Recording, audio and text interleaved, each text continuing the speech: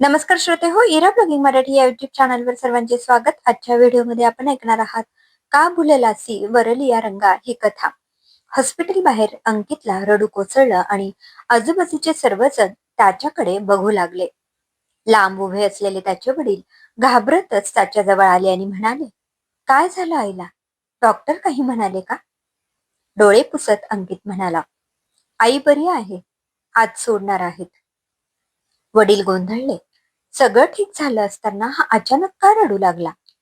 अंकित उठून उभा राहिला आणि त्याने आपल्या बायकोला जुहीला फोन लावला.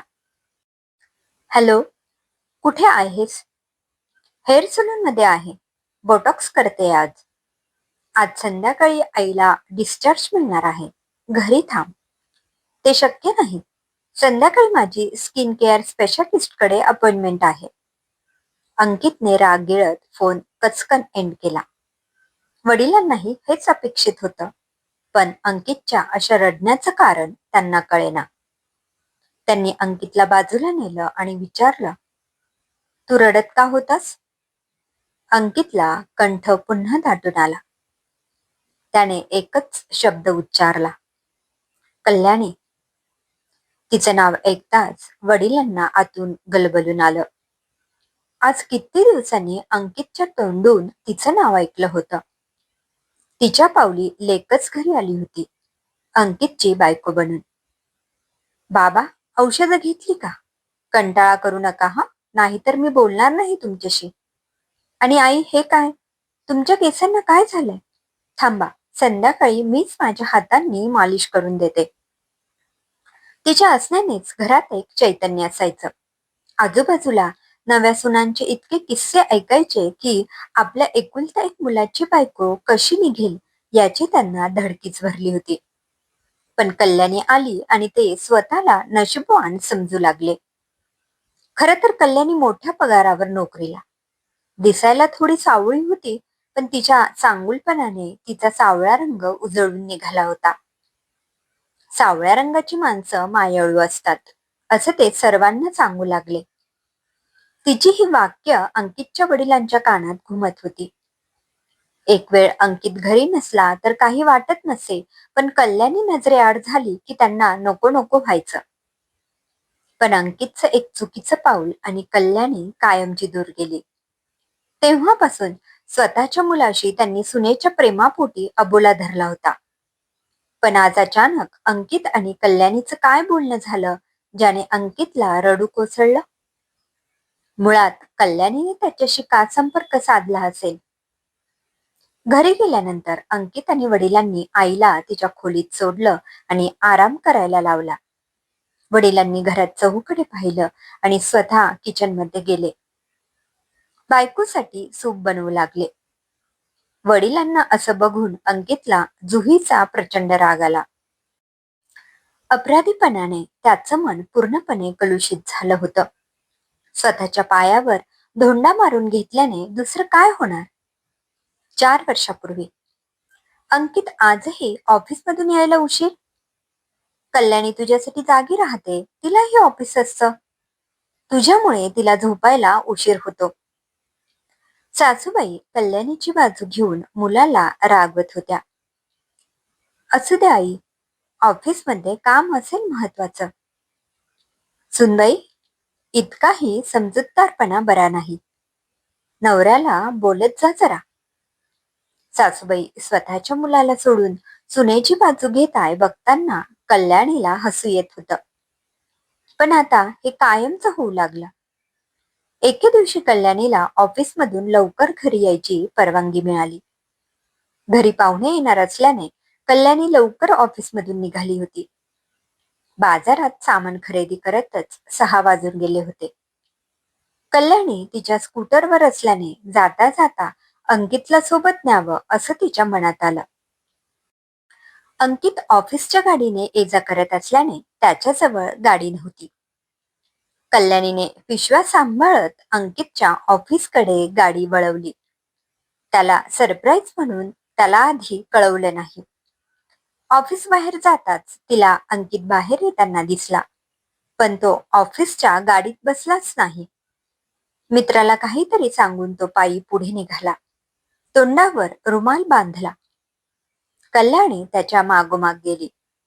अंकित समोर एक कार उभी राहिली. तो तिच्यात बसला आणि कार पुढे निघाली. कल्याणीने कारचा पाठलाग केला. एका हॉटेल समोर कार उभी राहिली. त्यातून अंकित आणि एक मुलगी बाहेर पडले. कल्याणीला धक्का बसला. डोक्यात झिंझिण्या आल्या. ती मुलगी दिसायला खूपच सुंदर होती. घारे डोळे, गोरापान रंग आणि सडसडीत बांधा. तरीही कल्याणीने स्वतःवर ताबा ठेवला आणि ती घरी गेली. घरी जाताच सासूबाई म्हणाल्या, "अगं, आज पाहुणे येणार होते ना, त्यांचं येणं कॅन्सल झालं. तुझी उगाच सुट्टी पडली बघ." हरकत नाही. तोंड पडलेल्या कल्याणीला बघून सासूबाईंनाही काळजी वाटली. अंकित रात्री उशिरा घरी आला. कल्याणीने शांतपणे त्याला विचारलं, "ऑफिसमध्ये काम वाढलंय का? रोजच उशीर होतोय?" "काय सांगू तुला, 9 वाजतात तरी ऑफिसमधून आम्हाला सोडत नाही. नुसतं काम अन काम." आता मात्र कल्याणीला खात्री पटली. त्या दिवशी ती रात्रभर झोपली नाही. दुसऱ्या दिवशी परत तिने अंकितचा पाठलाग केला. फोटो व्हिडिओ घेतले आणि त्याला रंगे हात पकडलं. "अंकित, हा तुझा वर्कलोड का?" अंकित तिला बघून घाबरला. सारवासारव करत होता, पण कल्याणी म्हणाली, "काल मी तुझ्या ऑफिस बाहेर होते तुला न्यायला, पण ऑफिसची गाडी सोडून तू हॉटेलमध्ये गेलास या मुलीला घेऊन. तरीही थोडा विश्वास शिल्लक असल्याने काल तुला घरी आल्यावर विचारलं तर तू सपशेल खोटं बोललास." असं म्हणत कल्याणीने अंकितच्या जोरात कानशिलात लगावली. ती मुलगी पुढे होऊन म्हणाली, "बास, अगं तुझ्या नवऱ्याला तू आवडत नाहीस हे कळत नाही का तुला? आमचं 2 वर्षापासून एकमेकांवर प्रेम आहे. आम्हाला लग्न करायचं आहे." "लग्न? लग्न करायचं असतं तर अंकितने मला का नाही सांगितलं?" "अंकित, तू बोलला नाहीस हिला?" अंकितकडे आता पर्याय नव्हता. त्याला काही झालं तरी जुही सारख्या सुंदर मुलीला गमवायचं नव्हतं. "मला घटस्फोट हवाय," तो कल्याणीला म्हणाला. कल्याणी तडक घरी गेली. सासू सासऱ्यांना फोटो व्हिडिओ दाखवले आणि सगळं खरं खरं सांगितलं. दोघीही रडू लागले. अंकित घरी आला तेव्हा आई वडिलांनी त्याला लाथाबुक्क्यांनी मारलं. "अरे, सोन्यासारखी बायको सोडून हे असले उद्योग करायची तुला बुद्धी झालीच कशी?" "बाबा, मी स्पष्टच बोलतो. मी कल्याणीच्या पगाराकडे पाहून फक्त लग्न केलं. मनात मात्र मला सुंदर मुलीची अपेक्षा होती, जी ऑफिसमधल्या जुहीकडून पूर्ण झाली." "अरे, लग्न झालेले असताना तू हे असे करूच कसं शकतो?" "बाबा, माणूस आहे मी. मत बदलू शकतात, मन बदलू शकतं, आवडीनिवडीही बदलू शकतात." हे ऐकताच त्याच्या वडिलांनी त्याला परत कानाखाली वाजवली. त्या दिवशी कुणीही झोपलं नाही. दुसऱ्या दिवशी कल्याणीने घर सोडलं आणि घटस्फोटाचे पेपर पाठवून देणार सांगितलं. अंकितचे आई वडील धाय मोकळून रडले आणि त्यांनी अंकितशी कायमचा अबोला धरला. रीतसर घटस्फोट झाला. अंकितने क्षणाचाही विलंब न करता जुहीशी लग्न करून तिला घरी आणलं. पण सौंदर्यावर किती काळ प्रेम करणार? सौंदर्याव्यतिरिक्त तिचा घरात काहीच उपयोग नव्हता. अंकितच्या आई वडिलांना तर ती भावही द्यायची नाही ना, किचन मध्ये कधी जायची. सगळं अंकितची आईच करायची. एकदा तर अंकितला म्हणाली, "आपल्या घरात तुझ्या आईबाबांची अडगळ कशाला?" हे ऐकताच अंकितला त्या क्षणी तिला हकलून द्यावेसे वाटले, पण आता कोणत्या तोंडाने तिला हकलणार? त्यानेच तर माती खाऊन तिला घरी आणलेलं. अंकितच्या आईला अचानक छातीत दुखू लागल्याने त्यांना ऍडमिट केलं. अंकितचा सगळा पैसा जुहीवर खर्च व्हायचा. दवाखान्यात पैसे भरायची वंचना निर्माण झाली होती. तो जवळच्या माणसांकडे पैसे मागू लागला. कल्याणीला त्यातूनच एकाने कळवलं आणि मग तिला समजलं की तिच्या पूर्व सासूबाईंना ऍडमिट केलं आहे आणि पैशाची जुळवाजुळव अंकित करतोय. तिने तडक अंकितला मेसेज केला, अंकित, मी तिकडे होते तेव्हा आई बाबांची मेडिक्लेम पॉलिसी काढली होती. ती क्लेम करता येईल. सगळे डॉक्युमेंट्स जमा कर आणि मला दे. तोवर काही पैसे पाठवते. वापरून घे. त्यांच्यासाठीच ते काढून ठेवले होते. हा मेसेज वाचूनच अंकितला हॉस्पिटलमध्ये रडू कोसळलं होतं. स्वतः मुलगा असून आईबाबांचा विचार केला नाही, पण कल्याणीने किती दूरवर विचार करून ठेवला होता.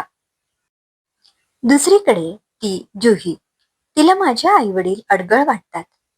आई हॉस्पिटलमध्ये असताना तिने ढुंकूनही पाहिलं नाही. घरी तिची सेवा करायचं दूरच. अशा मुलीसाठी मी कल्याणीसारख्या मुलीला सोडलं. तिच्या आयुष्याची राख रांगोळी केली.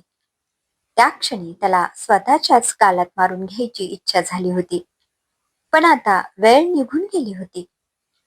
बाजूला ऐकू येणाऱ्या भजनाचे सूर त्याच्या जिव्हारी लागले. ऊस डोंगा परी रस नव्हे डोंगा, काय भुललासी वरलिया रंगा. समाप्त. लेखिका मीनारा. श्रोते हो, कशी वाटली ही कथा कमेंटमध्ये अवश्य कळवा. पुन्हा भेटूया एका नवीन कथेत. धन्यवाद.